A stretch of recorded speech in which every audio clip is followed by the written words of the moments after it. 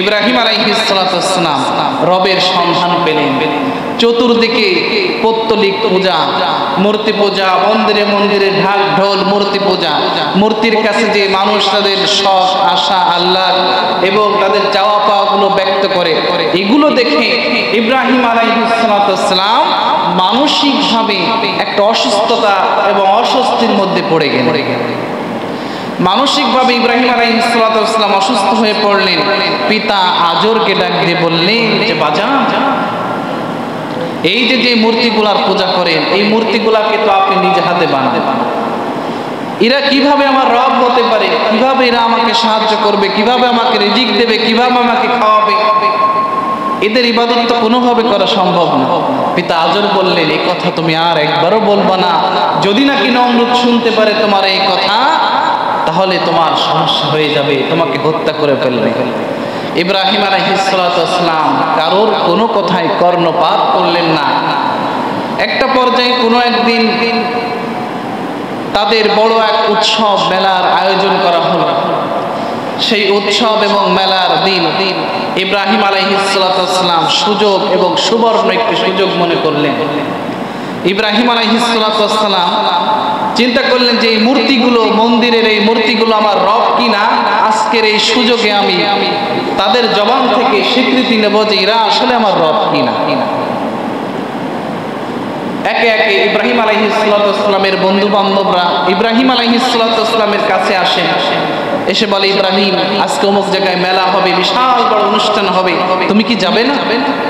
ইব্রাহিম আলাইহিস সালাতু ওয়াস সালাম তিনি যেহেতু মানসিকভাবে অসুস্থ ছিলেন, তিনি বললেন, আনা সাকিমুন, আমি অসুস্থ।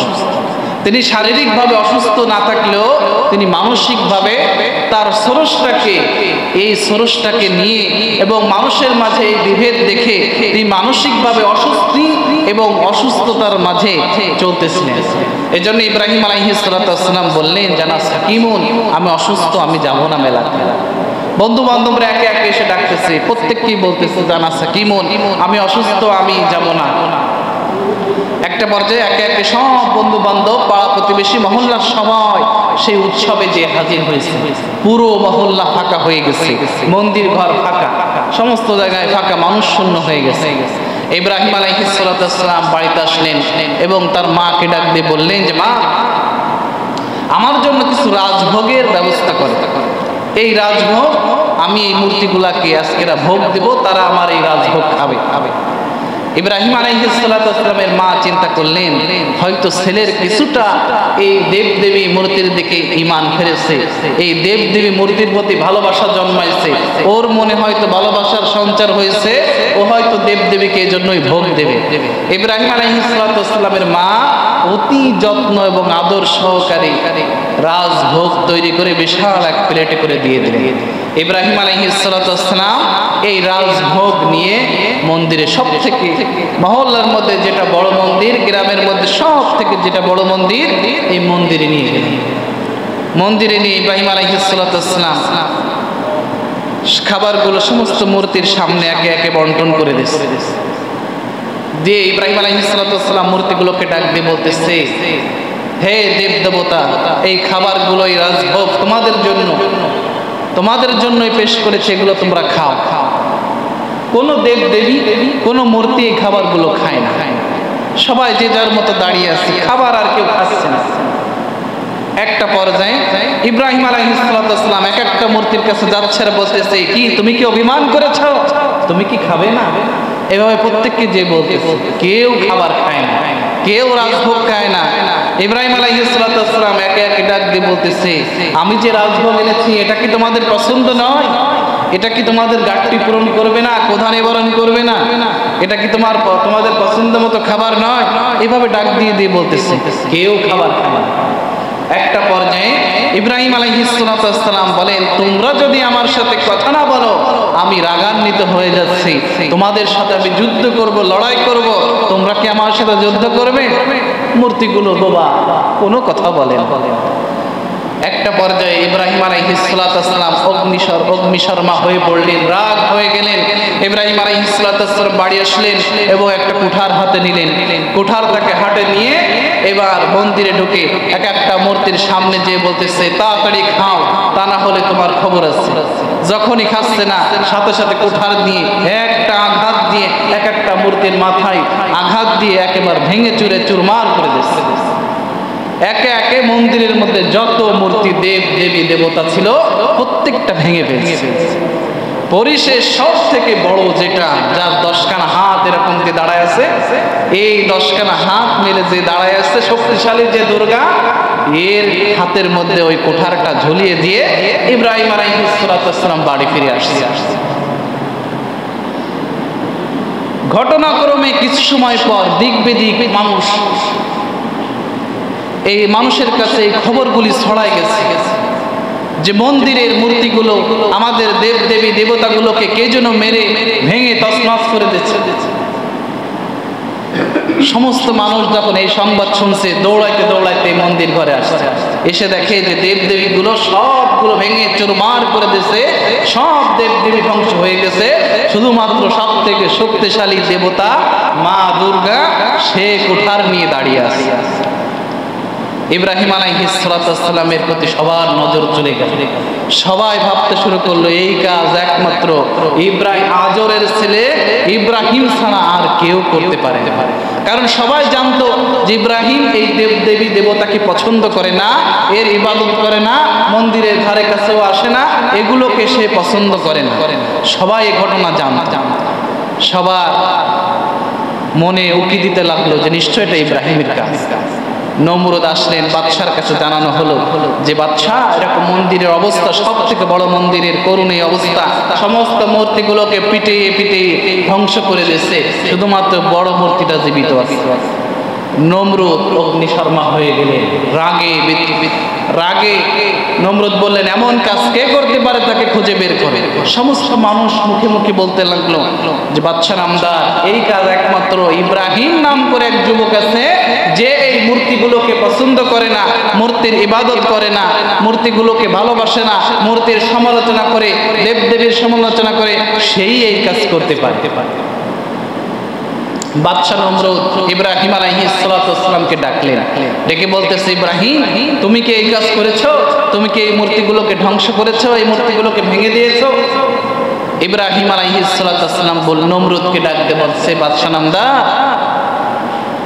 এই দেব দেবীগুলোকে কে ভেঙেছে?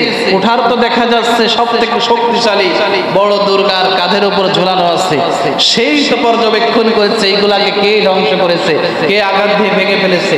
এই বড় মূর্তিটার কাছে যদি জিজ্ঞাসা করা হয় তাহলে জানা যাবে, সেই বলতে পারবে একমাত্র যে এই মূর্তিগুলাকে কে ভেঙেছে। নমরুদের রাগ আরো বেড়ে গেল। নমরুদ ডাক দিয়ে বলতেছে যে এই মূর্তিগুলা কি কথা বলতে পারে? এর কি কথা বলার শক্তি আছে? এতে কথা বলতে পারে না, কিভাবে বলবে যে এই বাকি মূর্তিগুলাকে কে ভেঙেছে? ইব্রাহিম আলাইহিস সালাতু ওয়াস সালাম এই সুযোগে নমরুদকে ডাক দিয়ে বলতেছে, বাদশা, যেই রব কথা বলতে পারে না, নিজেকে ধ্বংস করা থেকে বাঁচাইতে পারে না, নিজের সেফটি দিতে পারে না, নিজেকে রক্ষা করতে পারে না, তাহলে এমন রবের ইবাদত করলে এই রব আমাকে কিভাবে হেফাজত করবে? এই রব আমাকে কিভাবে রিজিক দেবে? এই রব আমাকে কিভাবে অসুস্থতা থেকে সুস্থতা দেবে? এই রব আমাকে কিভাবে মুসিবত থেকে হেফাজত করবে? এমন রবের ইবাদত তো করা যাবে না। এ আমার রব নয়, আমার রব হলো সে যে আমাকে সাহায্য করে, যে আমাকে রিজিক দেয়, যে আমাকে অসুস্থতা থেকে সুস্থতা দেয়, যে আমাকে আলো দেয়, যে আমাকে বাতাস দেয়, যে আমাকে সার্বিকভাবে তার রহমতের ছায়াতলে আশ্রয় দিয়ে লালন পালন করে। ইব্রাহিম আলাইহিস সালাতু ওয়াস সালামের মুখে এই একত্ববাদের সত্যবাণী শোনা মাত্রই নমরুদ আরো বিচলিত হয়ে পড়লেন, আরো রাগ হয়ে গেলেন।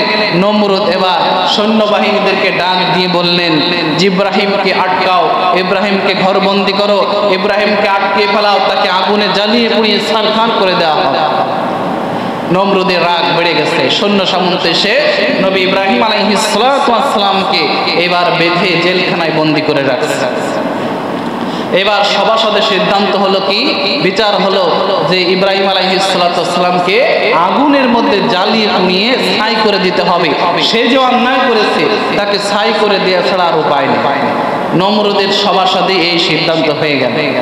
এবার দীর্ঘ 1 মাস ধরে লাকড়ি কাঠ সংগ্রহ করছে, মজবুত কাঠ, যে কাঠে আগুন দীর্ঘ সময় পর্যন্ত জ্বলবে এবং আগুন দীর্ঘ সময় পর্যন্ত থাকবে। 1 মাস পর্যন্ত এরকম লাকড়ি সংগ্রহ করছে। এই লাকড়িগুলোতে আবার তেল মারছে, যেই তেলে আগুন দ্বিগুণ ভাবে জ্বলবে এমন তেল মারছে। মারার পর বিশাল আকৃতির এক অগ্নিকুণ্ডলী তৈরি করছে। তৈরি করার পর সেখানে আগুন জ্বালিয়ে দিচ্ছে। আগুনের তাপ এবং ভয়াবহতা এত তীব্র, এত বেশি যে 60 গজের আশেপাশে মানুষ যাইতে পারতেছে না। আগুন থেকে 60 গজ দূরত্বে মানুষ অবস্থান করতেছে। আগুনের ভয়াবহতা এবং তাপ এত বেশি। ইব্রাহিম আলাইহিস সালামকে ওই অগ্নিকুণ্ডলীর সামনে আনা হলো। ইব্রাহিমকে নমরুদ ডাকতে বলতেছে, ইব্রাহিম, তোমার চোখের সামনে যে অগ্নিকুণ্ডলীকে রাখা হয়েছে, এই অগ্নির মধ্যে, আগুনের মধ্যে তোমাকে নিক্ষেপ করা হবে। এখনো সময় আছে, তুমি তোমার একত্ববাদ থেকে, তুমি তোমার কালিমা থেকে ফিরে আসো। তুমি আমি নমরুদকে প্রভু হিসেবে মেনে নাও, তুমি ফিরে আসো। ইব্রাহিম আলাইহিস সালাম নিজের একত্ববাদ এবং কালিমার উপর, ইমানের উপর অটল থাকলেন। ইব্রাহিম আলাইহিস সালামকে এবার আগুনের মধ্যে নিক্ষেপ করা হবে। তো আগুন 60 গজ দূরে, এত দূরে থেকে ইব্রাহিম আলাইহিস সালামকে ওই আগুনের মধ্যে কিভাবে নিক্ষেপ করবে, কিভাবে ফেলবে, এটা নিয়ে চিন্তায় পড়ে গেলেন, পেরেশানিতে পড়ে গেলেন। এই মুহূর্তে সব থেকে বড় দাদা ইবলিস মুরব্বি ভেসে মানুষের আকৃতিতে নমরুদের কাছে এসে বললেন, নমরুদ, তোমার বয়স তো মাত্র কয়দিন, তোমার মাথায় বেশি বুদ্ধির সাথে নাই। ইব্রাহিমকে কিভাবে ওই আগুনের মধ্যে ফেলবা, বুদ্ধির সাথে তো কিছুই নাই। চরক গাছের সাথে চরকা বেঁধে তার সাথে ইব্রাহিম আলাইহিস সালামকে বেঁধে ঘুরাইতে থাকো। চরকা ঘোরার সাথে সাথে ইব্রাহিম আলাইহিস সালাম রশি ছিঁড়ে ওই আগুনের মধ্যে যেয়ে পড়ে। ইবলিস শয়তান মানুষের রূপ নিয়ে এসে যখন এই বুদ্ধি দিয়ে দিল, নমরুদ তাৎক্ষণিকভাবে ব্যবস্থা করে ফেললেন। একটা পর্যায়ে এবার চরকা ঘোরানো শুরু করছে, চরকা ঘোরে না। ইবলিস শয়তান আবার বুদ্ধি দিল নমরুদকে। ইবলিস তো বুঝতে পারতেছে চরকা কে ধরে রেখেছে। ইবলিস জানতে পেরে গেছে যে আল্লাহর ফেরেশতারা চরকা মজবুত ভাবে ধরে রেখেছে, এই চরকা কোনোভাবে ঘুরবে না। ইবলিস শয়তান নমরুদকে তাড়াতাড়ি বুদ্ধি দিয়ে দিল যে বেশ্যা পাড়া থেকে কিছু বেশ্যা নিয়ে আসো, যারা অসতী নারীদেরকে নিয়ে আসো। এই অসতী নারী যখন চরকা স্পর্শ করবে তখন সঙ্গে সঙ্গে চরকা ঘুরতে শুরু করবে। নমরুদ কিছু অসতী মেয়ে লোক, 40 জন অসতী মেয়ে লোককে হাজির করলেন। এই 40 জন অসতী মেয়ে লোক যখন এই চরকা স্পর্শ করেছে, সঙ্গে সঙ্গে চরকা ঘুরতে শুরু করেছে। চরকা ঘুরতেছে। ইব্রাহিম আলাইহিস সালাম আগুনের মধ্যে পড়বে। এমন মুহূর্তে, এমন পরিস্থিতিতে আসমান থেকে একদল ফেরেশতারা ইব্রাহিম আলাইহিস সালামের কাছে এসে বলতেছে, ও আল্লাহর নবী ইব্রাহিম, আমরা কি আপনাকে সাহায্য করব? আপনি যদি বলেন এই অগ্নিকুণ্ডলীকে আমরা এক্ষুনি এই মুহূর্তে নিভিয়ে দেব। ইব্রাহিম আলাইহিস সালাম ফেরেশতাদেরকে ডাক দিয়ে বললেন, ও ফেরেশতারা, আমি এমন অন্ধ রবের ইবাদত করি না যেই রব দেখে না যে তার খলিল, তার বন্ধু বিপদে আছে, মুসিবতের মধ্যে আছে, এমন রবের ইবাদত আমি করি না। সঙ্গে সঙ্গে ফেরেশতারা চলে গেল। ইব্রাহিম আলাইহিস সালামের চরকা ঘুরতেছে, আগুনের মধ্যে পড়বে। এই মুহূর্তে জিবরাইল আলাইহিস সালাম 600 ডানা মেলে চলে আসলেন। এসে নবী ইব্রাহিম আলাইহিস সালামকে বলতেছে, ও আল্লাহর নবী ইব্রাহিম, আপনি যদি একবার অনুমতি দেন, আমি আমার এই 600 ডানা দিয়ে সমস্ত অগ্নিকুণ্ডলকে উড়িয়ে বাতাসের সাথে বিলীন করে দেব। আপনি শুধু একবার অনুমতি দেন। ইব্রাহিম আলাইহিস সালাম জিবরাইল আলাইহিস সালামকে ডাক দিয়ে বললেন, জিবরাইল, এখন এই মুহূর্তে আমার পরীক্ষা হচ্ছে, আল্লাহ তাআলা আমার পরীক্ষা নিচ্ছে, আমি আল্লাহর এই পরীক্ষায় উত্তীর্ণ হতে চাই, তুমি আমার এই পরীক্ষার মধ্যে ডিস্টার্ব করো না। সঙ্গে সঙ্গে জিবরাইল আলাইহিস সালাম চলে গেলেন। নমরুদ এবার চরকা ঘোরাচ্ছে, ঘুরাইতে ঘুরাইতে একটা পর্যায়ে ইব্রাহিম আলাইহিস সালাম কোনো ধরনের পেরেশানিতে নেই, কোনো কষ্ট নেই, কোনো ধরনের অসুস্থতা নেই। ইব্রাহিম আলাইহিস সালাম চরকা ছেড়ে দিয়ে অগ্নিকুণ্ডলীর একেবারে মাঝখানে যে পড়লেন, সঙ্গে সঙ্গে আল্লাহ পাক রব্বুল আলামিন জানিয়ে দিলেন, কুলনা ইয়া নারু কুনি বারদাও ওয়া সালামান আলা ইব্রাহিম। আল্লাহ পাক রব্বুল আলামিন সঙ্গে সঙ্গে আগুনকে ডাক দিয়ে বললেন, ও আগুন, তুমি ইব্রাহিম আলাইহিস সালামের জন্য ঠান্ডা, শীতলদায়ক, আরামদায়ক হয়ে যাও। সুবহানাল্লাহ। সঙ্গে সঙ্গে আগুন ইব্রাহিম আলাইহিস সালামের জন্য ঠান্ডা, শীতল, আরামদায়ক হয়ে গেলেন। সুবহানাল্লাহ। ইব্রাহিম আলাইহিস সালামের জন্য জান্নাত থেকে জিবরাইল আলাইহিস সালাম জান্নাতি পোশাক নিয়ে আসলেন এবং জান্নাতি বিছানা নিয়ে আসলেন। আগুনের মাঝখানে জান্নাতি বিছানা বিছিয়ে দেওয়া হলো এবং ইব্রাহিম আলাইহিস সালামকে জান্নাতি পোশাক পরিধান করে দেওয়া হলো এবং জান্নাতি নাজ নিয়ামত খাবার ইব্রাহিম আলাইহিস সালামের সামনে পেশ করা হলো। নমরুদ দূর থেকে দেখতেছে যে নবী ইব্রাহিম আগুনের মাঝখানে বসে আছে, নবী ইব্রাহিম আগুনের মাঝখানে বসে আছে, সে সেখানে বসে সাজসজ্জা করে বসে আছে, বর বেশে বসে আছে, সেখানে জান্নাতি খাবার খাচ্ছে। নমরুদ আগুনকে ডাক দিয়ে বলতেছে, আগুন তোর কি হলো, ব্যাপারটা কি, তো ইব্রাহিমকে জ্বালাস না কেন, তোর কি পাওয়ার কমে গেল? আগুনের জবান খুলে গেছে। আগুন নমরুদকে ডাক দিয়ে বলতেছে, নমরুদ, তুই সহ তোর 14 গোষ্ঠী সবাইকে জ্বালিয়ে পুড়িয়ে ছারখার করে দিতে পারি, কিন্তু আমার খলিল ইব্রাহিমের একটা পশম পোড়াইতে পারি না। ইব্রাহিম আলাইহিস সালাম সেখানে একদিন নয়, 2 দিন নয়, 40টা দিন ওই আগুনের মধ্যে অবস্থান করলেন। 40 দিন পর ইব্রাহিম আলাইহিস সালাম এই অগ্নিকুণ্ডলী থেকে বের হয়ে আসলেন। অগ্নিকুণ্ডলী থেকে বের হয়ে আসার পর নমরুদের দরবারে যে কালিমার দাওয়াত দিলেন, নমরুদকে বললেন যে তুমি ফিরে আসো, সত্য রবের সন্ধান আমি পেয়েছি, এই সত্য রবের দিকে ফিরে আসো, একত্ববাদকে স্বীকার করে নাও। নমরুদ কোনোভাবে স্বীকার করলো না। নমরুদ নিজেকে প্রভু বলে দাবি করল। নমরুদ বলতে শুরু করলো, আমিই তো রব। ইব্রাহিম আলাইহিস সালাম বললেন যে আমার রব মানুষকে বাঁচাইতে পারে, আবার মানুষকে বাঁচাইতেও মারতেও পারে। নমরুদ ডাক দিয়ে বলল, আমিও মানুষকে বাঁচাইতে পারি, আমিও মানুষকে মারতে পারি। নমরুদ বলতে শুরু করলো। একটা পর্যায়ে নমরুদ জেলখানা থেকে 2 জন কয়েদি, বন্দি কয়েদিকে সামনে এনে হাজির করলেন। একজনকে বন্দুক দিয়ে সাথে সাথে হত্যা করে জমিনে ফেলে দিল, আর একজনকে আজাদ করে দিল, ছেড়ে দিল। দিয়ে নমরুদ এবার যুক্তি খাড়া করে বলতেছে যে এই দেখো, আমি মানুষকে বাঁচাইতেও পারি, মানুষকে মারতেও পারি, 2টা ক্ষমতাই আমার আছে। ইব্রাহিম আলাইহিস সালাম বললেন, তোমার এই ক্ষমতার থেকে আমার রবের ক্ষমতা সব থেকে বেশি, আমার রবের সমতুল্য তুমি জীবনেও হতে পারবে না। তখন নমরুদ বলতেছে, আমি তোমার রবের সাথে যুদ্ধ ঘোষণা করলাম। এই কথা বলে নমরুদ বিশাল এক সৈন্য বাহিনী নিয়ে আল্লাহর বিরুদ্ধে যুদ্ধ করার জন্য এবার বিশাল এক মাঠে যে হাজার হাজার তীর আসমানের দিকে ছুড়ে মারতে শুরু করলো। আল্লাহ পাক রব্বুল আলামিন নমরুদের সাথে ঠাট্টা এবং বিদ্রোহ করার জন্য ফেরেশতাদেরকে ডাক দিয়ে বললেন যে ফেরেশতারা, নমরুদের তীরটা ধরে নিয়ে আসো, ওতে কিছু লাল রং রক্ত মেখে দাও, আবার জমিনের দিকে ফিরিয়ে দাও, নমরুদের হাতে যেন পৌঁছায়। ফেরেশতারা নমরুদের তীরটা ধরছে, ধরে তাতে কিছু লাল রং মেখে আবার জমিনের দিকে ফিরিয়ে দিচ্ছে, নমরুদের হাতে এসে পড়ছে। নমরুদ এবার তীর দেখিয়ে ইব্রাহিম আলাইহিস সালামকে বলতেছে যে ইব্রাহিম, এই দেখো, আমি তোমার প্রভু, তোমার রবকে হত্যা করে ফেলেছি, তোমার রব আমার যুদ্ধে পরাজয় বরণ করেছে, তোমার রব হত্যা হয়ে গেছে, তোমার রব মরে গেছে, এই দেখো তীরে রক্ত মাখা। ইব্রাহিম আলাইহিস সালাতু ওয়াস সালাম বুঝতে পারলেন যে আল্লাহ তাআলা নমরুদের সাথে ঠাট্টা এবং বিদ্রোহ করেছে, এইজন্য তীরের মাথায় একটু রক্ত মাখিয়ে আবার জমিনের দিকে ফিরিয়ে দিয়েছে। নমরুদ আত্ম অহংকারে ইব্রাহিম আলাইহিস সালাতু ওয়াস সালামকে ডাক দিয়ে বললেন, কই তোমার রবের তো কোনো সৈন্য দেখি না।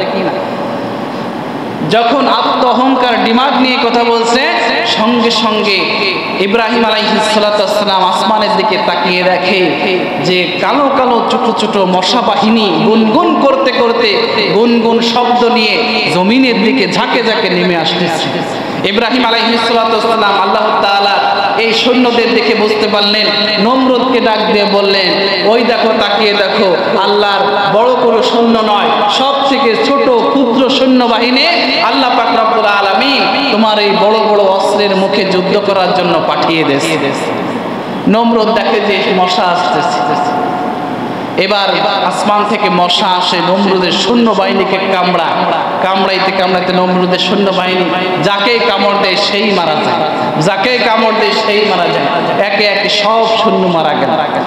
ছিল মোটামুটি সব সৈন্যকে মারার জন্য প্রত্যেকটা মশা কামড়ানোর জন্য ভাগে যোগে পাইছে, কিন্তু তা ওই লক্ষ লক্ষ কোটি কোটি মশার মধ্যে একটা মাত্র মশা ছিল ল্যাংড়া রোড়া, ভালো করে উঠতে পারে না, চলতে পারে না। ওর একটু আসতে লেট হয়ে গেছে। ও যখন লেট করে এসে চিন্তায় পড়েছে যে আমি কাকে মারবো, কারে কামড় দেবো, চিন্তায় পড়ে গেছে। এই করতে করতে ওই ল্যাংড়া মশাটা অবশেষে নমরুদের করতে করতে কানের মধ্যে এসে ঢুকে গেছে। কানের মধ্যে ঢুকে যে নমরুদের একেবারে মগজ পর্যন্ত পৌঁছে গেছে। নমরুদের মগজের উপর আরাম করে বসে এবার নমরুদকে কামড়াচ্ছে। দুনিয়াতে সামান্য আমার আপনাদের একটু মাথায় জ্বালা হয়, একটু বেশি হয়, আমরা পাগলের মতো হয়ে যাই, ছুটাছুটি করতে থাকি, না পায় এক্সট্রা থেকে শুরু করে টাপমিল পর্যন্ত খাইতে থাকি যে কিভাবে মাথার ব্যথাটা কমানো যায়। আমার আপনার তো সামান্য মাথায় ব্যথা, সেখানে নমরুদের মাথার মধ্যে মশা দিয়ে কুটকুট করে করে কামড়াচ্ছে, আর নমরুদের মাথার মধ্যে এমন যন্ত্রণা শুরু হয়ে গেছে, নমরুদ পাগলের মতো লাফাইতেছে আর ছুটতেছে। অবশেষে নমরুদ এরকম মাথায় যখন থাবাচ্ছে তখন একটু শান্তি অনুভব করতেছে। চাকর বাকর যারা ছিল ওদেরকে বলতেছে মাথা টেপো, মাথা টেপো, মাথা টেপতেছে একটু শান্তি। এরা খানিক সময় মাথা টেপার পরে তাতেও কাজ হয় না, বলতেছে কিছু দিয়ে মাথায় আঘাত করো। এবার মাথা আঘাত করতেছে, তাতেও শান্তি নেই। এবার চাকর বাকর এরাও অধৈর্য হয়ে যাচ্ছে, মাথায় চাপতে চাপতে চাপাইতে চাপাইতে থাবাইতে থাবাইতে অবশেষে মাথার যন্ত্রণা এত তীব্র বেড়ে গেছে যে নমরুদ বলতেছে আশেপাশে যা আছে তাই দিয়ে মাথায় আঘাত করে। সঙ্গে সঙ্গে ওই চাকর বাকর ওদের পায়ে ছিল ভালো ভালো দামি দামি চটি, এই চটি খসায় নমরুদের মাথার উপর বড় হইতে শুরু করেছে। অবশেষে নমরুদ এই চটির বাড়ি খাইতে খাইতে, জুতা স্যান্ডেলের বাড়ি খাইতে খাইতে দুনিয়া থেকে মর্মান্তিক ভাবে জঘন্য ভাবে হত্যা হয়ে দুনিয়া থেকে বিদায় নিয়ে নেন। আল্লাহ তাআলার এই ছোট্ট মশাটা এসে বড় কোনো সৈন্যবাহিনী নয়, মাত্র ছোট্ট সামান্য এক মশা এসে নমরুদের মতো প্রভু দাবিদার বাদশাকে ধ্বংস করে দিল। এই বাদশাকে ধ্বংস করে দিয়ে আল্লাহ তাআলা দ্বীনকে পৃথিবীতে কায়েম করলো। ইব্রাহিম আলাইহিস সালাতু ওয়াস সালাম এবার সমস্ত মানুষের মাঝে দ্বীন প্রচার প্রসার করতে শুরু করলেন।